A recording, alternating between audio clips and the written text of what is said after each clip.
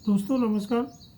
हम लोगों के जीवन में आप देखते हैं कि कई बार बहुत असंतुष्टि का भाव आ जाता है और उससे हम बहुत परेशान हो जाते हैं और बहुत तरह की नकारात्मक विचार हमारे मन में आने लगते हैं। कभी आपने सोचा कि आप किस मात्रा में असंतुष्ट होते हैं?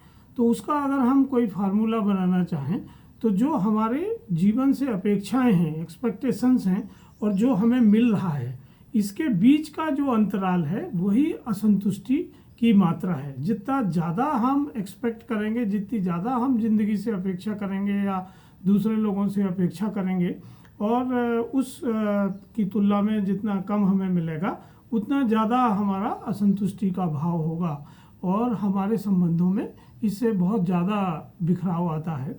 मन के अंदर बहुत सारी असंतोष की भावना रहती है।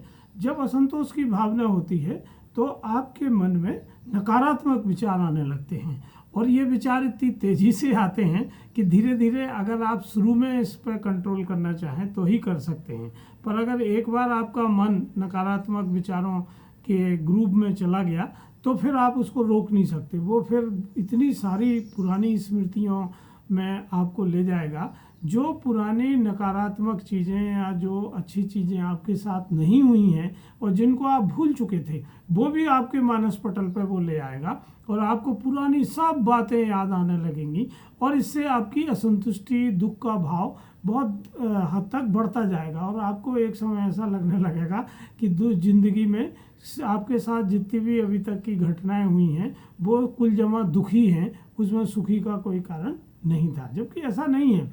आदमी की ज़िंदगी में सुख के क्षण भी आते हैं और दुख के क्षण भी आ जाते हैं, पर मनुष्य का जो मन है वो दुख के क्षण बहुत तीव्रता से स्मृति में रखता है और सुख के क्षण बहुत तीव्रता से भूल जाता है।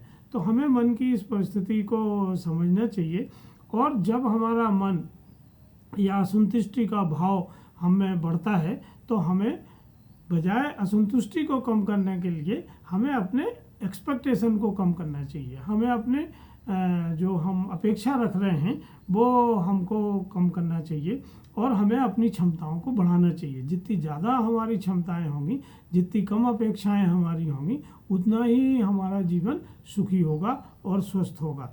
और मुझे लगता है कि एक सुखी और स्वस्थ जीवन आदमी की पहली प्राथमिकता होना चाहिए और बाकी चीज़ें गौड़ होना चाहिए। तो हमें इस तरफ बहुत तेज़ी से काम करने की आवश्यकता है और हम देखें कि किस तरह से हम अपने मन को ट्रेंड कर सकते हैं और ये आप कर सकते हैं। जैसे ही आप में असंतुष्टि का भाव आए, आप अपने कमरे में शांति से बैठें या लेट जाएं और मन को खुला छोड़ दें।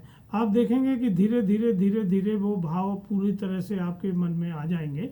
जैसे बादल आसमान में घिरते हैं और फिर धीरे धीरे बादल छट जाते हैं और सूरज फिर निकल आता है, उसी तरह से आपका मन भी धीरे धीरे असंतुष्टि के भाव को हटा के फिर से पुराने सुखी के भाव में, संतुष्टि के भाव में आपको ले आता है। तो इसमें बहुत जल्दी करने की ज़रूरत नहीं है, बहुत समीक्षा करने की ज़रूरत नहीं है। केवल रुक के थोड़ी देर शरीर को, मन को स्थिर कर देखने की ज़रूरत होती है और यही एक सबसे अच्छी तकनीकी है जब आप अपने जीवन में अपने एक बड़ा बदलाव ला सकते हैं। धन्यवाद।